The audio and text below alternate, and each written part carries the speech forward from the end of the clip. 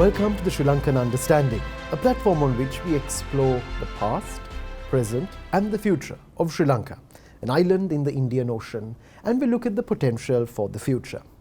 Our topic for discussion today is the field of international relations and the private sector. My guest has his bachelor's degree from the University of Wales, a master's degree from the University of Sheffield, a graduate diploma in law from the University of Swansea, and an MBA from the University of Southern Queensland. He is also the academic development manager of Haley's Advantis. Ashan Wickramasinghe. Thank you very much, Ashan, for joining us. Thank you, George. Thanks for having me. Ashan, let me start off at the very beginning. Can you connect international relations and the private sector? What is the connecting factor here? Yes, thing is, George,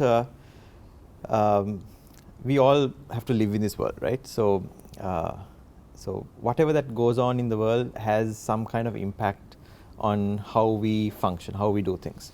So as a corporate, as a business, it is undoubtedly going to be connected to what is going on out there in the world. So looking at it from a corporate sense, now when we talk about private sector, we have to be circumspect about the scale of private sector. Now when you talk about private sector, we have these multinational, the large companies, and then we have the small boutique shops down the road. That is also a private enterprise. So the degree of applicability in terms of what is going on in the world would vary depending at the scale of your organization, the size of your organization, in which markets you're operating in, and so on. So given that,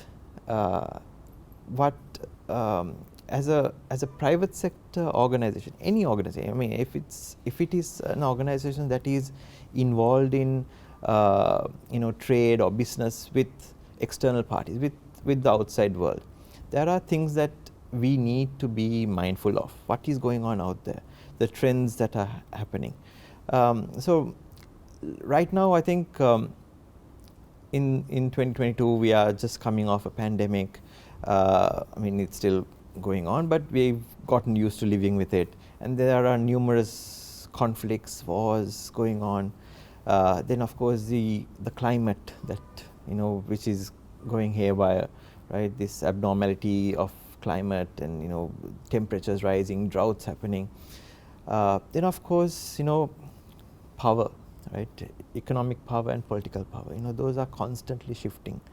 So just those few factors alone, they have an immense impact on how we do business, whether it's Sri Lanka, whether it's anywhere in the world. And then we can't forget the fact that demographics are changing, right? The world population is increasing, the population is aging, and added to that we have these new concepts like millennials, Gen Zs, work from homes, remote working. So how is all of these factors going to impact a business, a corporate, and how is that going to change the landscape in which the private sector operates? So in that context, it's important to know what international relations is all about, because it's not just diplomacy, it's so many things that's there. Mm-hmm. When we look at the private sector internationally, you see a lot of involvement, you see engagement. They are understanding IR, they are trying to get more adapted to what is happening in the world. In the Sri Lankan context, are you getting a sense that there isn't enough investment in this particular area? And why is that? Why are we not looking into this aspect? Good question, George. Now, when we look at international companies, say Fortune 500 companies and so on, I mean, these kind of companies, they play at a different playing field. So for them, international relations is part and parcel of the job. For many companies in Sri Lanka, I would say, that level of exposure is not there.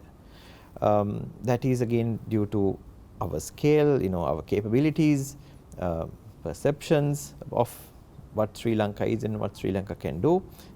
It can be good, it can be bad. All those things are there, but given that those kind of factors basically decide on how much of an exposure Sri Lankan companies would have in the international arena,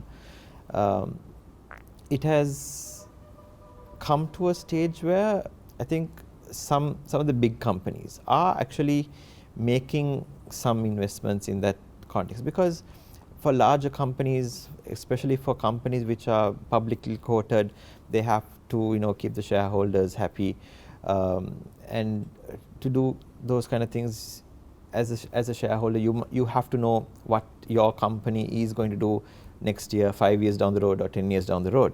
So there are certain projections that need to be made. So for that, you need to identify what is going on, what can happen in the future. I mean, it may happen, it may not happen. Predictions go wrong a lot of the time, but still it has to happen, and those kind of things do happen. So looking at investment, unlike looking at fields like, say, like a foreign service or NGOs or things like that, for organizations, for corporates especially, it has to make a business sense. So it's like how a corporate, if there is some, let's say, like a legal dispute, right? You have in-house counsel, but you might, at the time of trial or something, you might get external lawyers to get involved and carry out on the trials and stuff. So when it comes to international relations as well, I mean, you do have one or two people who do things internally, right? Because it makes business sense. It, as a matter of getting the projections, getting the basic of what is going to happen. But if you want to really get an in-depth study done or something like that, corporates generally go in for a consulting firm or something like that, and you get it done that way. So that's given that kind of opportunities are there, corporates don't really actually see a need to invest heavily in terms of that knowledge, because it's available outside. You made an important point that it has to happen. At some point it has to happen. When we come back after the break, we're going to talk about why now, why at this juncture, why are we looking at the potential and importance of international relations from a private sector point of view, even from a national point of view, looking at the region and looking at the world. When we come back on the next segment of the Sri Lankan Understanding.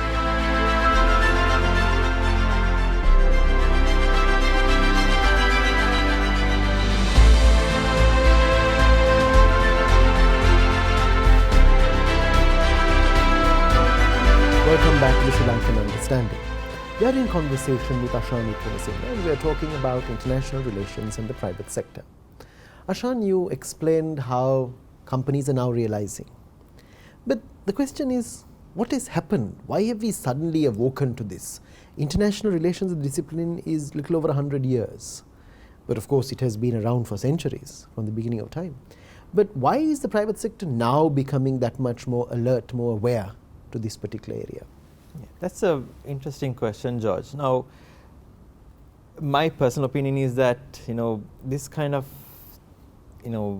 where private sector looks at the external world has been coming for some time, right? It's just a matter of time where people need to become aware of the importance of what international relations is, because the perception is that international relations is more to do with diplomacy and UN and NGOs, that kind of work.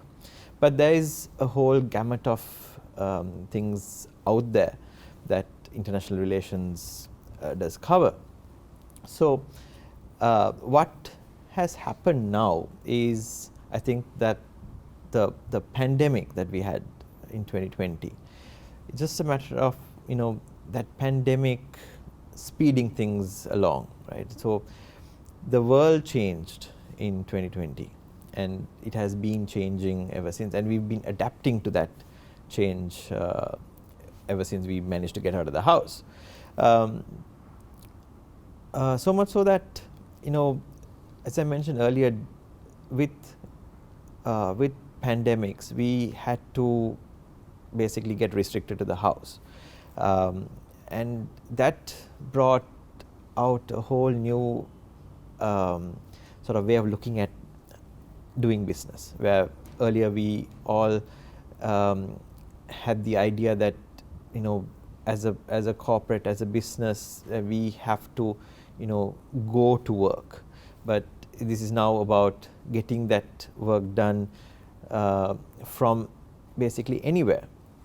Then also, I mean, apart from the pandemic related influence, we also have the generational influence, where if you look at the millennials, the Gen Zs, they're way more laid back than the baby boomers and thereafter, right, the immediate years afterwards.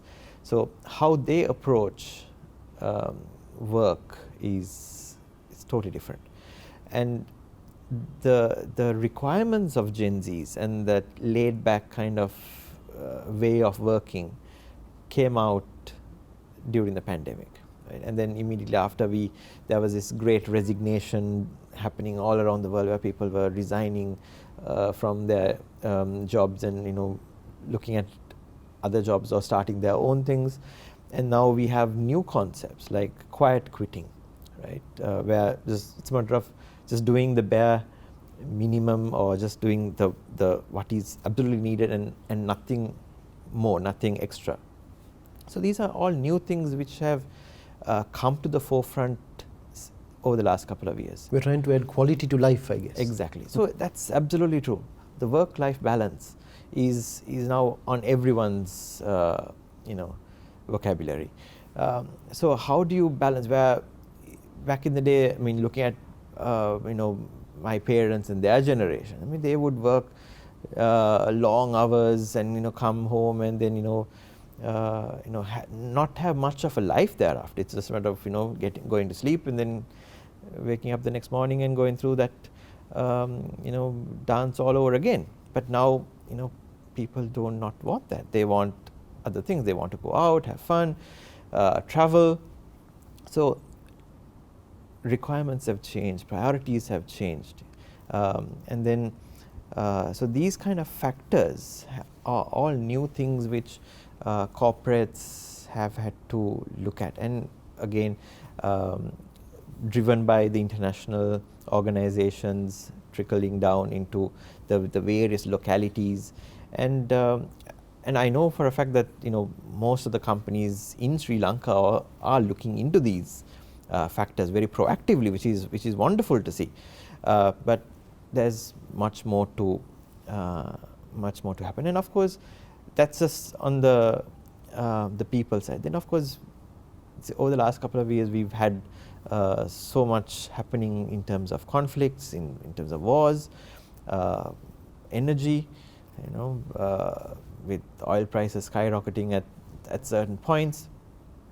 And then of course supply chain disruptions with again with the pandemic, we had a lot of supply chain disruptions. Global shipping got really tumultuous. So all of these factors combined, it just created that greater awareness that we need to focus on understanding what is going on out there. So several factors have come together and created an environment in which there is huge potential. People are becoming that much more aware. We talked about the quality of life, improvements of it. And this is where knowledge is playing a very big role. Absolutely. We're trying to work smarter. Yes. We were working very hard. Yes. We're working smart now. Yes. And tell me this, Ashan, how will this knowledge that the private sector is trying to harness or build, as the organization is doing in-house, how is it actually making a difference for people in terms of their outlook, in terms of their responses, in terms of their interactions? Are you already seeing a difference? Are we going to see a difference? I think we will. Organizations have realized that it's important for knowledge to play a big role in how people function, not only in terms of work, but in terms of people, as in terms of human beings. So one thing that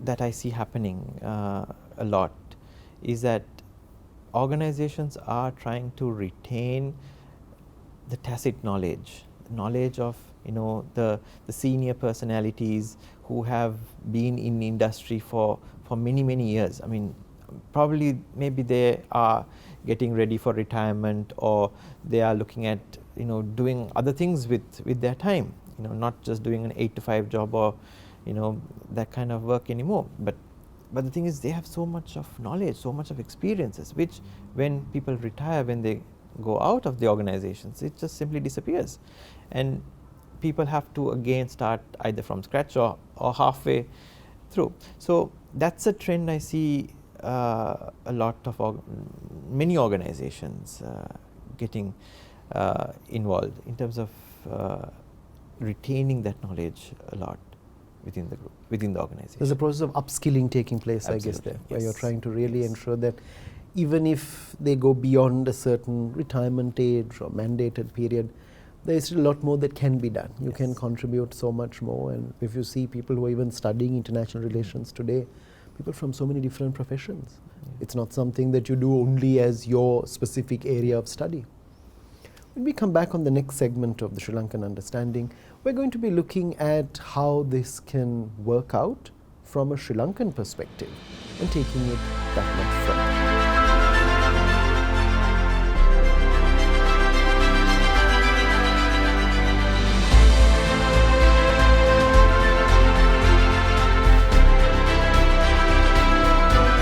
Welcome back to the Sri Lankan Understanding. We're in conversation with Ashan Wickramasinghe, and we're looking at international relations and the private sector. Ashan, you've given us an introduction to how the private sector, how international relations is relevant to the private sector, how the private sector is gaining from the process. If we now take it to the national level and looking at Sri Lanka in the region, Sri Lanka internationally, what more has to take place? What more can we do? How can we really improve this sector? How can we make Sri Lanka, Sri Lankans, that much more aware of the global environment, what is going on there?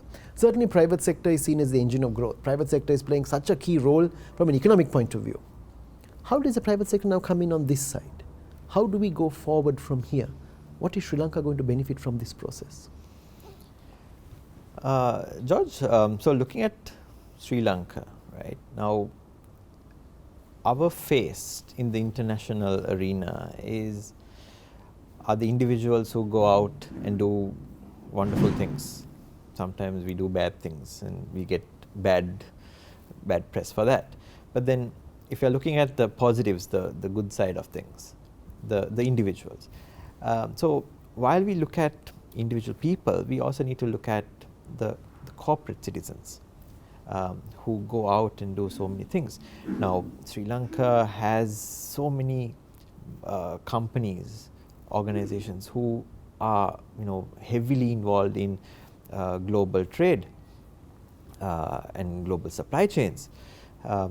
Haley's to John Keel's to Brandix to MAS, these are all just a few companies who are heavily involved in what is going on in terms of facilitating global affairs and making the globe interconnected, right?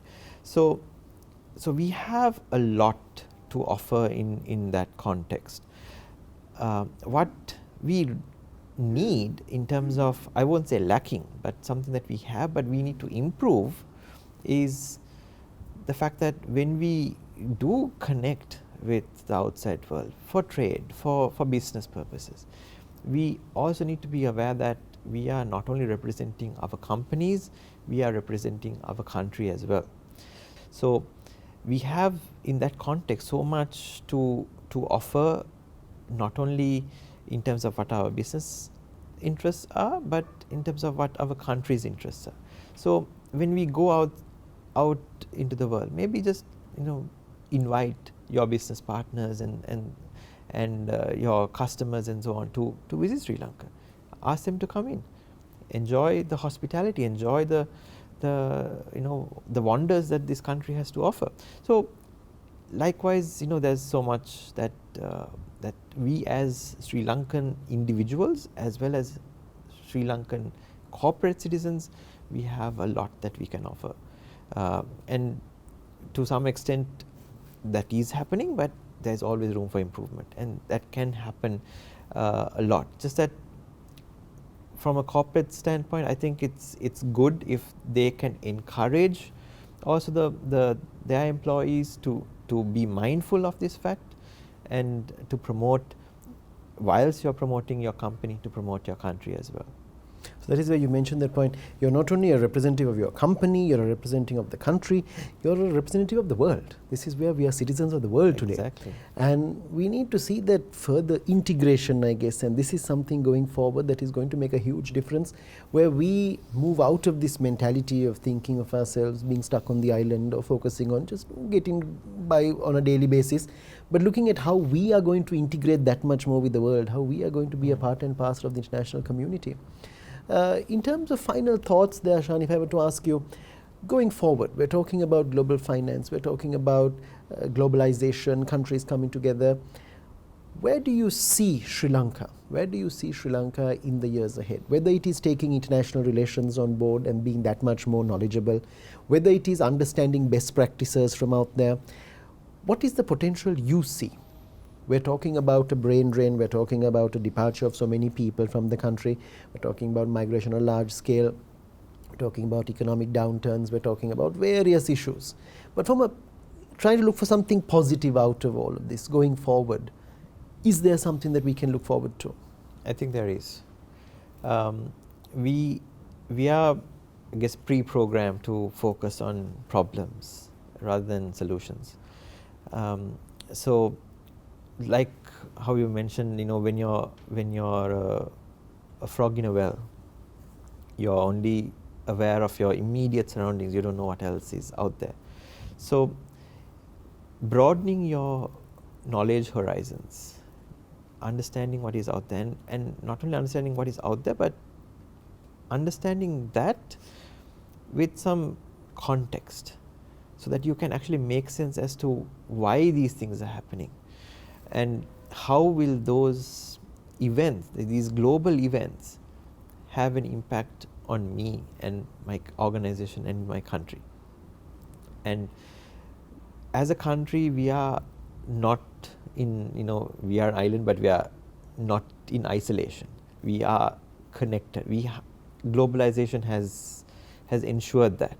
So, given that this globalization trend is there, and that the last couple of years we see a few international occurrences which are a little protectionist, somewhat looking inward as opposed to looking outward.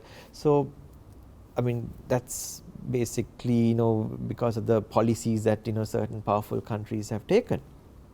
But as an emerging economy, as a country that is trying to stand up now after having a period of difficulty, we have to look at the positives. We have to look at things in a positive mind frame. So, infuse technology a lot, infuse understanding, and in that context, programs like this is absolutely essential, and wonderful that we are having these opportunities to listen to people who have new ideas, and taking all those factors together, we can make something new, right? Don't wait for governments, don't wait for officials, don't wait for politicians to come and solve a problem. Be proactive, solve your own problems, look at ways of infusing new things, infusing technology, and coming up with new solutions. This is where Sri Lankans and Sri Lanka is known to be very resilient. Absolutely. And we've come out of a lot of issues, and certainly we do have a lot more that we can do. I guess this whole awareness building, and that's what the Sri Lankan Understanding is all about as well. Building awareness, generating dialogue, getting people that much more aware, engaged, moving out of that mentality of me, myself and I, but looking at the bigger picture of where we are going as a country. So thank you very much for joining us on the program today. We've been in conversation with Ashan Wickramasinghe, and we've been talking about international relations and the private sector. and the pioneering role that many organizations are playing in creating greater knowledge bases for their employees, but also taking their employees out there as representatives of the country onto the international stage. Join us again next time on another episode of the Sri Lankan Understanding, when we explore the past, present and the future of Sri Lanka.